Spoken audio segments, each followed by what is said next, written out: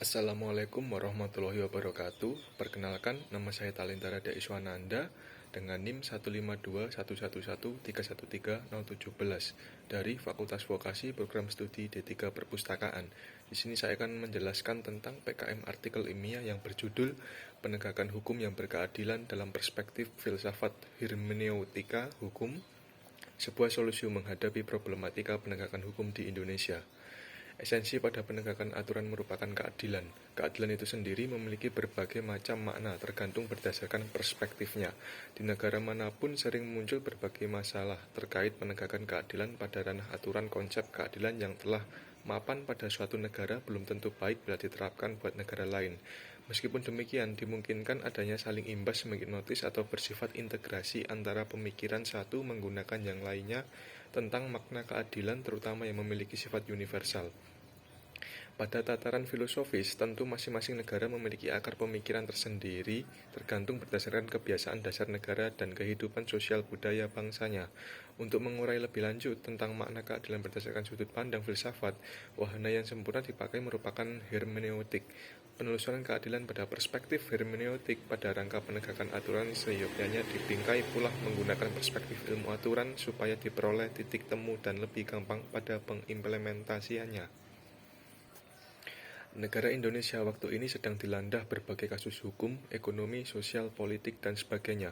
Bukan hanya ilmuwan, banyak sekali perguruan tinggi saja yang gelisah menghadapi multi problem ini. Bahkan sebagian aparatur pemerintahan, baik yang berada pada form eksekutif, legislatif, yudikatif, dan warga pun turut gelisah menggunakan keadaan tersebut. Seiring diadakan diskusi, penelitian, dan penelaan tentang kasus tersebut, menurut sudut pandang keilmuan yang berbeda, perspektif dunia, ternyata permasalahan itu tidak terjadi pada Indonesia saja. Bahkan pada negara maju, misalnya Amerika Serikat pun menghadapi kasus multidimensi yang ditandai menggunakan adanya tsunami ekonomi yang menghancurkan pondasi sistem moneter pada negara itu tahun 2008 dulu.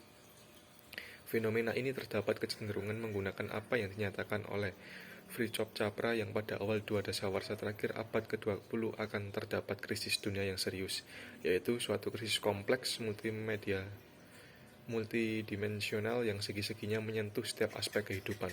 Krisis ini adalah krisis pada dimensi intelektual, moral, dan spiritual, suatu krisis yang belum pernah terjadi sebelumnya pada catatan sejarah umat manusia. Berbagai krisis multidimensi pada aneka macam negara, menurut kacamata ilmu aturan tentu terdapat suatu sistem yang keliru. Keliru satunya salah satu kasus sistem aturan yang terdapat yaitu tidak terimplementasikannya nilai-nilai keadilan yang pada dalamnya masih ada unsur moralitas dan ini berlaku secara universal. Misalnya terjadi krisis pada Amerika Serikat, keliru satunya terkait dampak menurut tidak diterapkannya aplikasi nilai keadilan dan moralitas terhadap penyelesaian kasus pada Timur Tengah dan beberapa negara Afrika.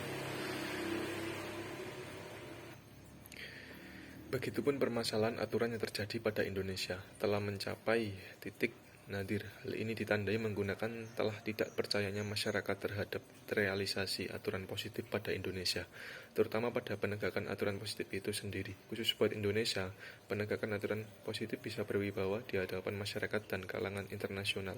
Jika keadilan bisa berfungsi dan selalu hayati pada laga aturan, tanpa menegakkan keadilan pada aturan akan menyebabkan penyimpangan dan penyalahgunaan siapapun yang memegang kekuasaan atau kewenangan, yang nantinya berdampak tidak baik bagi tatanan sosial pada rakyat. Sebagai akibatnya ada krisis sosial secara regional, bahkan bisa berimplikasi secara internasional. Dalam peta pemikiran tentang keadilan dan aturan, sebaiknya kita belajar menuntut para filosof atau merogoh yang baik dan meninggalkan yang tidak baik, menggunakan peradaban Yunani, dilanjutkan zaman Romawi dalam abad pertengahan, dan zaman terbaru yang dijuluki era warta teknologi, sampai dalam ketika ini mulai ada paham postmodern. Dalam memaknai keadilan dan aturan atau interaksi keduanya satu sama lain terdapat perbedaan pendekatan dan metodenya, dan karakteristik berangkat menurut pemeriksaan para filsuf tadi akan diperoleh konklusi yang melandasi arti keadilan dan aturan itu sendiri, terlepas dari sisi positif dan negatifnya.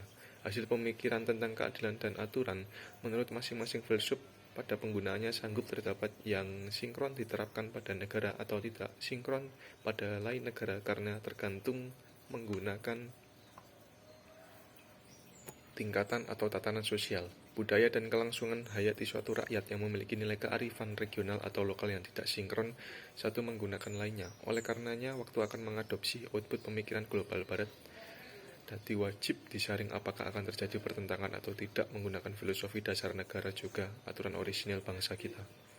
Intisari bisa diambil pada sejarah pemikiran global barat dalam dasarnya berkisar dalam tataran individualisme, kolektivisme, liberalisme, dan hanya sedikit yang mengagungkan kemanusiaan juga nilai-nilai religius. Teori-teori yang dimunculkan itu menurut sudut pandang asas tentu tidak sinkron menggunakan pemikiran yang berada pada global timur seperti Indonesia. Padahal aturan tidak berdiri sendiri, ada kalanya memasuki daerah keilmuan yang lain, misalnya memasuki daerah psikologi. Menggunakan itu bisa diperoleh suatu konsep bahwa aturan ini hanya berurusan menggunakan peraturan, melainkan juga konduit insan. Ada 3 solusi yang coba ditawarkan melalui gagasan atau pandangan baru yang progresifnya sangat baik. Kaitannya menggunakan keterpurukan aturan pada Indonesia, yaitu pertama, penggunaan kecerdasan spiritual. Yang kedua, hendaknya sebagai menjalankan aturan dan bernegara, para stakeholder harus bisa memulai berani dan membawa informasi yang sangat berguna bagi seluruh masyarakat Indonesia. Dan yang ketiga, segala daya atau upaya hendaknya dilakukan buat bangun menurut keterpurukan dan sekali lagi perlu menggugat diri yang selama ini memiliki cara berpikir yang lebih mendatangkan kesusahan. Dari 3 solusi yang ditawarkan tadi, penulis menilai keadaan yang dicapai hanya menjadi keadilan menuntut sudut pandang spiritual justice, moral, dan sosial, namun belum secara tegas menyentuh dalam filosofi and illegal justice yang sekiranya bisa menjembatani penganut paham doktrinal dan non-doktrinal. Sebagai akibatnya, penulis menambahkan satu solusi lagi supaya terwujud keadilan secara hermeneutik dan legal filosofis. Kalangan pakar aturan doktrinal pada Indonesia diakui menjadi staf fundamental, begitupun dan pembukaan UUD 45 dipercaya menjadi sesuatu yang sakral keberadaannya. Sebagai akibatnya wajib mereka ikuti. Sedangkan menurut pemikiran-pemikiran pakar aturan mendoktrinal pada Indonesia, Pancasila juga pembukaan undang-undang telah sinkron menggunakan alur pikirnya atau konsep yang selama ini dibangun. Kesimpulannya, perlu adanya informasi kurikulum pengajaran bidang aturan pada perguruan tinggi. Ketika sedang mengajar, sebaiknya tiap-tiap mata kuliah selalu disisipi nilai moral, humanisme, sinkron karakter, dan budaya bangsa Indonesia secara komprehensif. Bahkan buat semua mata kuliah lebih diutamakan dalam penyemaian landasan teori-teori atau filsafat hukumnya melalui metode hermeneutik yang pro keadilan dan terbuka dengan ilmu-ilmu lainnya. Terlebih krusial terdapat kiprah pemerintah sentral buat mendukung berkembangnya aturan doktrinal. Lantaran konfigurasi politik, aturan doktrinal sangat akbar pengaruhnya bila terdapat political will menurut pemerintah sentral. Sekian, terima kasih. Wassalamualaikum warahmatullahi wabarakatuh.